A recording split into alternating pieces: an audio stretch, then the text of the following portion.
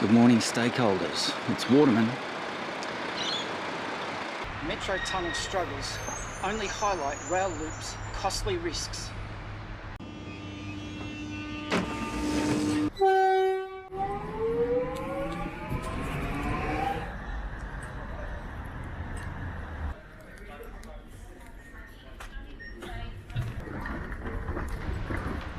As thousands of Sydneysiders took their first trip on the new extended metro rail line under the harbour this week, Victorians were forced to reckon with a string of revelations about possible delays, increased project costs and compensation claims on Melbourne's $14 billion metro tunnel. Waterman here. I'm a public transport infrastructure consultant.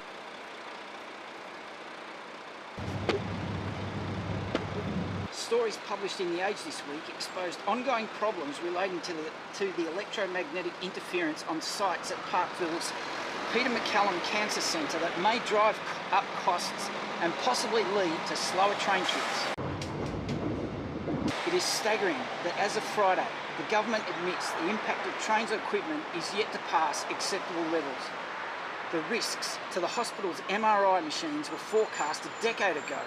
They were discussed in a 2015 inquiry and were the subject of assurances from then Health Minister Jenny MacCallum in State Parliament in 2019. Yet somehow, with the project's opening looming, they remain unresolved.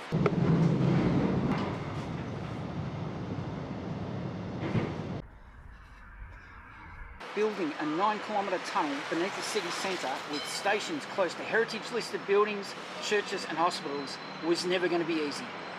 The Grattan Institute and experts such as Bent Fliffberg warned that mega projects like the metro tunnel will almost always blow out by huge sums. There's replacement buses between Box Hill and Parkville. Sydney's now celebrated new rail line was no exception, running a year late and having doubled in cost to $21 billion. The metro tunnel has followed suit, rising from $10.5 billion to $14 billion. Yes, the project has faced challenges beyond the government's direct control. Industrial disputes come with the territory. The pandemic inevitably affected labour and supply, even if construction continued at the time. Global supply chain disruptions have also played a role.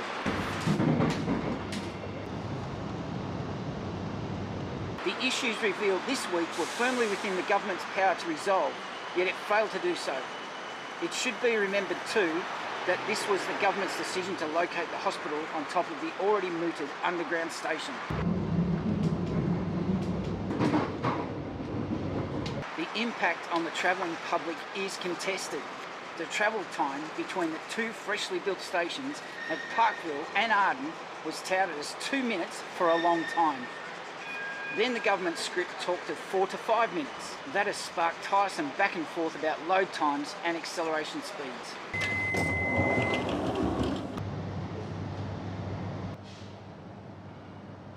The fact is, this is a brand new rail line that should be able to operate at its peak.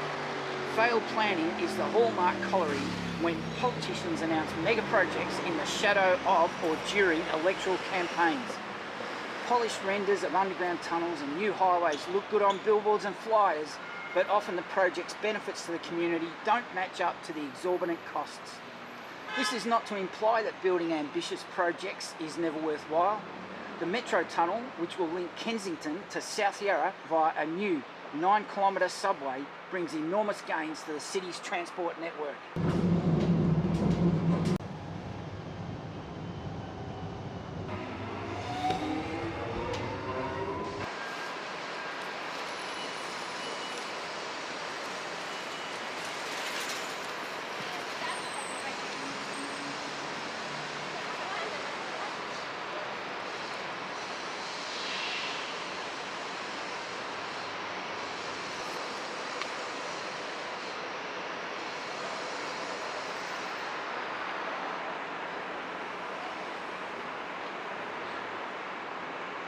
Good morning passengers, just a reminder this train terminates at Box Hill.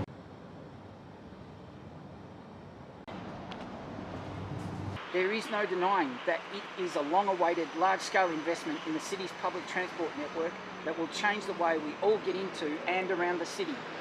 New stations in Arden and North Melbourne will be a boon for these growing areas, while a new passageway under the CBD will take pressure off the city loop, which gets clogged during peak hour and severely constricts the number of trains that can run during our busiest hours. Overall, this is a project that Victorians can genuinely feel proud about building. It will create a low-cost and more environmentally friendly option for future generations, rather than fueling a greater dependence on cars by building more roads.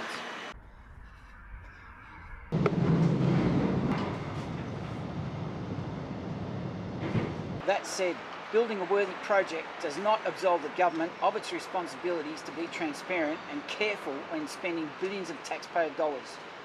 It is a scandal that Victorians, the investors of these projects, are kept in the dark about their progress, informed of problems only when journalists uncover this information, as The Age did this week. There's replacement buses between Box Hill and Parkville. It is also a concern that the government carries out a benefit-cost ratio to evaluate the economic merits of a project only before the project is built, when costs are a mere estimate. This means that by the time they commit to building, the project's economic case is always far rosier than the truth.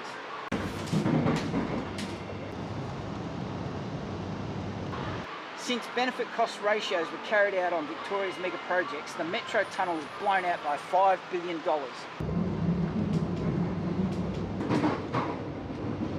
The Westgate Tunnel by $4 billion and the North East Link road project by $10 billion. You can be sure that we, the taxpayers, are now running at a loss on each of these builds.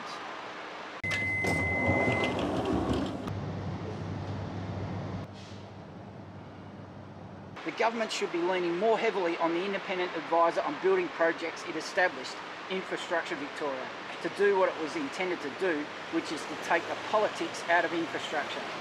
The backdrop to all of this is the government's insistence that it will go ahead with the first stage of the $35 billion suburban rail loop project.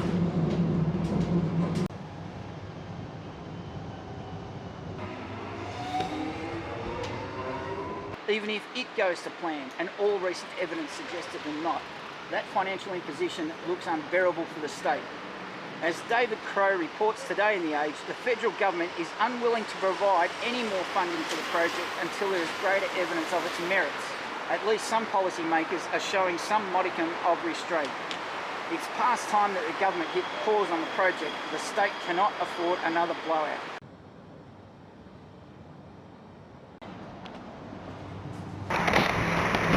It's Waterman. Welcome to Project Melbourne Metro Underground Rail. It's my job to liaise between the Victorian State Government and STM Asia Pacific Construction to make sure that the project timelines are being kept to and that everything that's being managed under this project is being managed correctly. Good morning passengers, just a reminder this train terminates at Box Hill. This article is The Age's view, its editorial, published on August 23, 2024.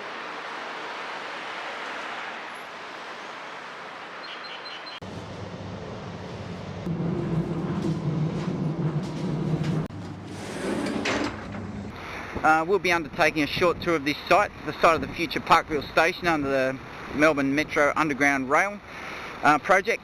We'll be taking a short tour of the site, so if you come with me, we'll start right away. Waterman here. Waterman here. I'm a public transport infrastructure consultant. Waterman here. I'm a public transport infrastructure consultant. We'll be undertaking a short tour of this site, the site of the new Parkville station. If you come with me, we'll start right away.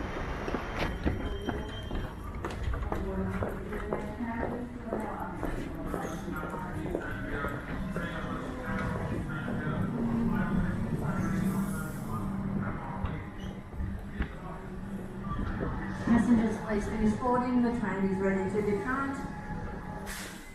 This train is now... This concludes our tour for today. This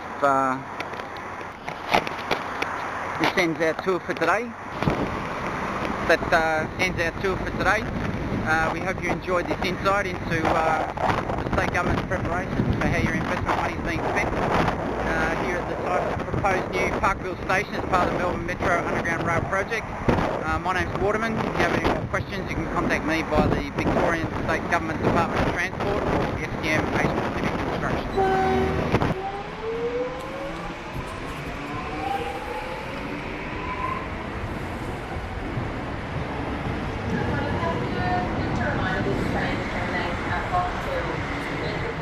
Between Box Hill and Camberwell. Airlines will take replacement buses. Please set up and find station staff. We apologise for any inconvenience caused. Back to business.